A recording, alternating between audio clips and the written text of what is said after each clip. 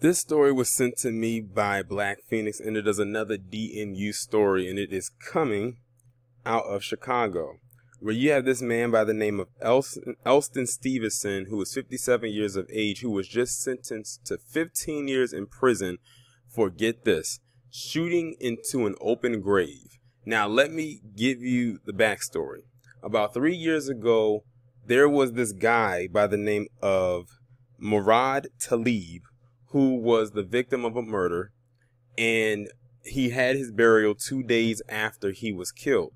Well, Elston Stevenson found out where his burial was located, and he went there and he started just shooting into his grave and yelling things like, "You ain't shit," and "You deserve this," which basically screams to me that this was personal.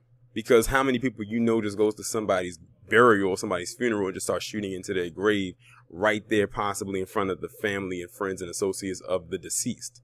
It makes me wonder, what did this guy do to either him personally or someone close to him? Now, mind you, this happened back in 2017, which was 3 years ago, and he just got sentenced to 15 years. This man is 57. So by the time he gets out of jail, if he has to do the entire 15, he's going to be...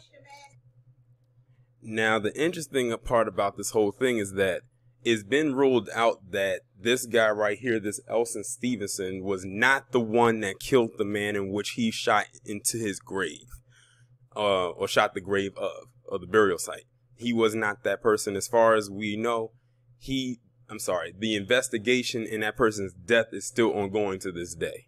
So that ruled it out right then. I'm very sure when he went there and did that, they were probably assuming that he was the one that probably did the killing of this man, but they ruled it out that it wasn't him. But like I said, this was personal. So whatever the deceased did to this guy or someone close to him, I guess he felt like he was getting his own personal revenge by coming and shooting up his burial area, even though the man's already dead. I guess, like, this is one of those DNUs that's tricky.